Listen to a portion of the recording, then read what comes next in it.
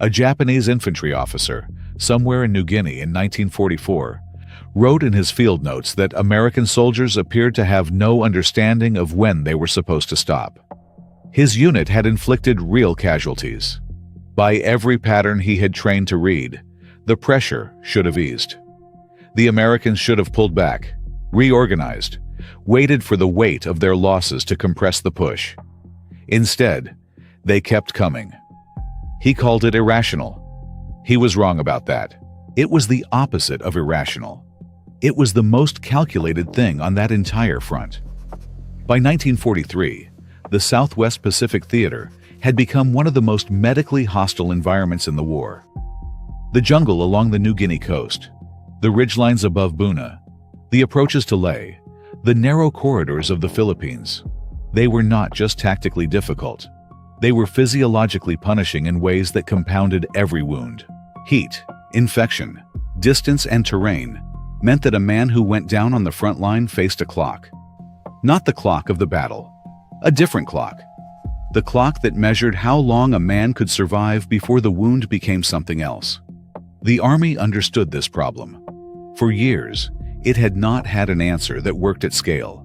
The answer, when it finally came, did not look like what most people imagine when they think about decisive military technology.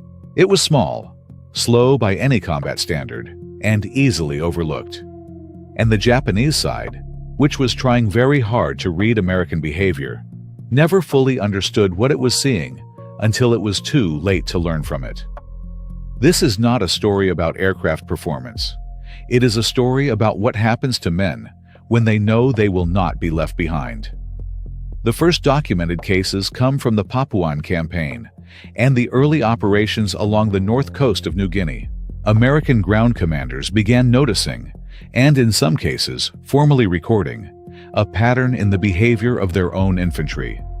Units that had been under sustained fire, that had taken significant casualties, were continuing to press forward at a tempo that their officers described as surprising even to them. The explanation, when it was traced back through after-action reports and medical corps records, pointed to a single variable. The wounded were leaving, not after days, not after hours of exposure. They were being moved out, by litter, by improvised trail, and increasingly by small liaison aircraft, operating from cleared strips close enough to the fighting that the men still on the line could see or hear the planes. A soldier who watched a wounded man get carried to a strip and loaded onto an aircraft and flown out was receiving information, not a briefing, not a speech. Something more direct than that.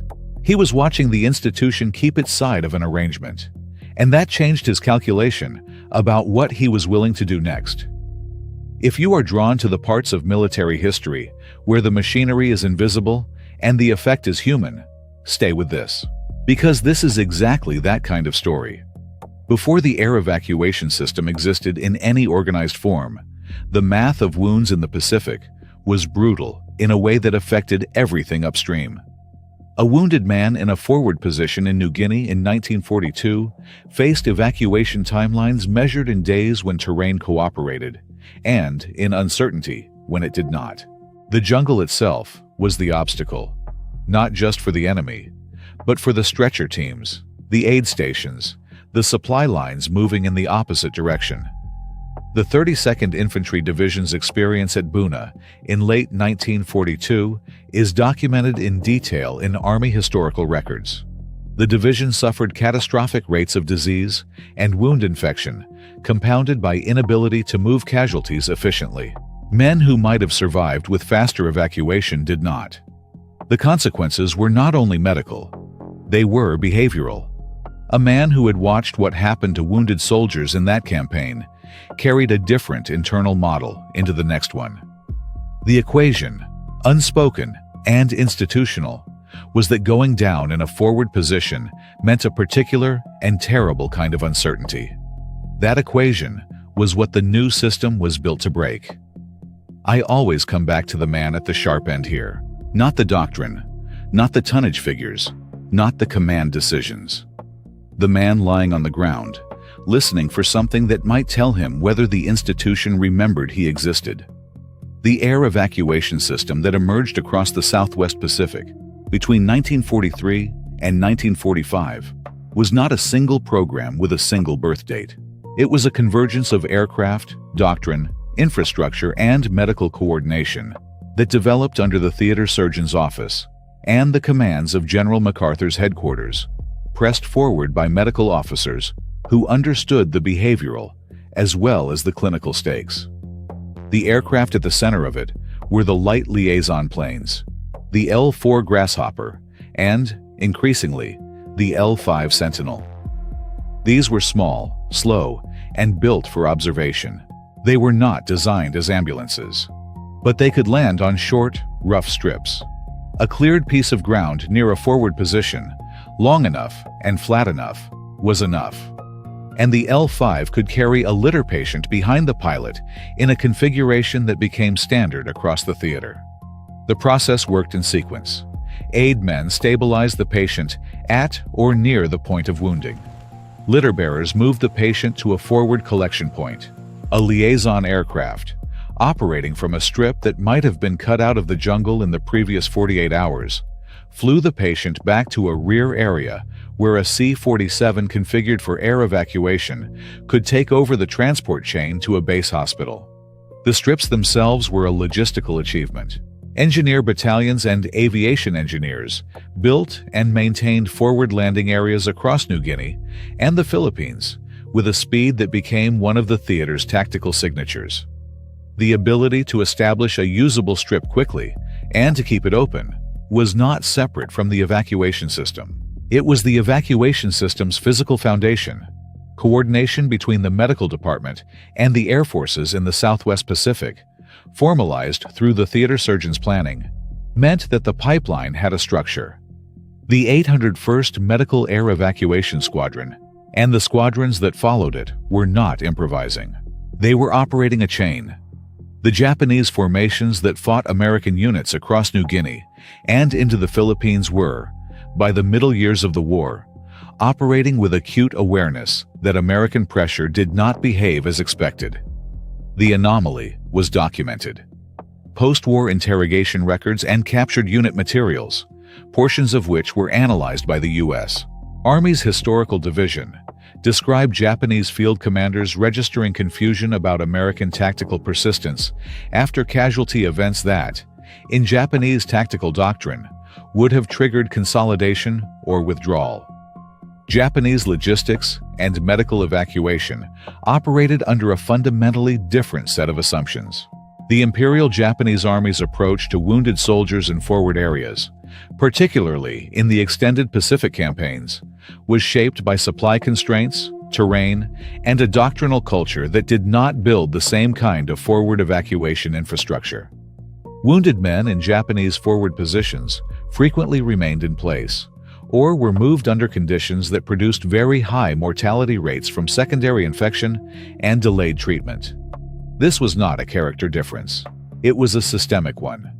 And it meant that Japanese commanders, reading American behavior from the outside, were missing the variable that explained it. They could see the effect, units that kept pushing. They could not see the cause, a chain that was quietly removing the wounded, and, in doing so, changing the calculation of every man still on the line. Later accounts from interrogations of Japanese officers consistently indicate that the persistence of American units under fire was attributed to training, morale, or some quality of the individual soldier. The infrastructure behind the behavior was not visible to them. The airplane that landed a kilometer back from the fighting line and took off again before the next exchange of fire was not something they were tracking as a tactical variable. The people who built and ran the system from the inside rarely appear in the accounts that get remembered.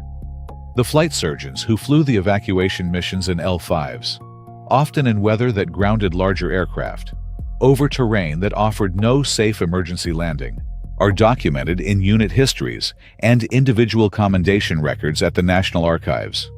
But they are not household names. The aidmen who stabilized patients under fire at forward collection points, who made the triage decisions that allowed the pipeline to function, were doing work that the chain depended on completely But that existed below the level of historical narrative. The engineering crews who cut strips at night, or in rain, so that the evacuation aircraft could land in the morning. Their work is visible in the aerial photographs in the National Archives collections, but not in the histories most people read. The system required all of them. The chain was only as fast as its slowest human link. For me, this is where the story stops being about hardware and becomes about something else entirely. The L-5 was a simple aircraft. The doctrine was not complicated. What was hard was the human infrastructure. The decisions, the coordination, the willingness to fly a slow plane low over contested ground because a man on a litter was waiting. If you care about the people who did the quiet work that made the visible outcome possible, this is that kind of story. The system's hardest test in the Southwest Pacific was not a single battle, but a condition: the sustained, grinding nature of the Philippine campaign across 1944 and 1945. In Luzon, the combination of urban terrain around Manila, mountainous interior approaches, and dispersed Japanese defensive positions created evacuation problems that taxed every element of the chain. Strips were contested or destroyed. Weather closed corridors for days at a time. The volume of casualties and extended operations stressed the capacity of Liaison aircraft and the ability of engineer units to maintain forward facilities under fire. There were points where the chain slowed, where men waited longer than the system was designed to allow, where the promise, in the roughest terrain and the heaviest fighting, was harder to keep. What the record shows is that the system adapted. New strips were opened when old ones became unusable. Routes were rerouted around contested terrain. The medical coordination that the theater surgeon's office had built was resilient in a way that improvised systems are not, because it had enough structure to absorb pressure without collapsing entirely. The behavioral effect held. Unit cohesion in American formations across the Philippines campaign, documented in regimental histories and division after-action reports, remained high under conditions that were objectively extreme. The correlation between evacuation capability and tactical persistence was not a coincidence. It was the system doing what it had been built to do, under the conditions it was most needed. The numbers that came out of the Pacific Air Evacuation Program are recorded in the Army Medical Department's official history. Across the theater, tens of thousands of patients were moved by air in the final years of the war. Mortality rates for casualties who entered the air evacuation chain were dramatically lower than for comparable wounds treated under the earlier ground-only system. The clinical outcome and the tactical outcome were the same mechanism. The Japanese formations that fought through the Philippines campaign to its end were, by all surviving accounts, still attributing American persistence to qualities of the individual soldier. The infrastructure that produced that persistence had been invisible to them from the beginning. It was still invisible at the end. It was not bravery that explained why American units in the Pacific kept advancing when the math said they should stop. Bravery was present. It is not being dismissed here. But bravery alone does not produce a consistent pattern across an entire theater over 3 years. Patterns at that scale require a system. The system was a chain. Aircraft, strips, aidmen, flight surgeons, engineers, medical coordinators that removed wounded soldiers from forward areas fast enough to change the internal model of every man who watched it operate. The promise that you would not be left on the ground, if wounded, was not a speech or a policy document. It was observable. It was the L-5 landing and taking off again. It was the man who went down yesterday being gone from the front line today. The Japanese commanders who wrote, in their field notes and interrogation testimony, that American soldiers seemed not to know when they were supposed to stop were recording a real observation. They had simply found the wrong explanation. They were looking for a quality in the man. The quality was in the chain. This channel will keep finding stories like this one. The quiet systems behind outcomes that look, from the outside, like something else. If that's the lane that interests you, this is where it runs. The pilots who flew the evacuation missions in L-5 Sentinels across New Guinea and the Philippines are mostly forgotten now. Their names are in the records. The strips they landed on have been jungle again for decades. The patients they carried are almost all gone. What they built was not a monument. It was a calculation. A man on the line, in the mud, with the sound of Japanese positions close enough to hear. That man knew something. He knew that if he went down, there was a chain that would come for him. He had watched it work. He had seen it work for other men. That knowledge was the invisible advantage, not the aircraft, not the doctrine, the knowledge. And the side that could not see the chain could not understand the men who trusted it.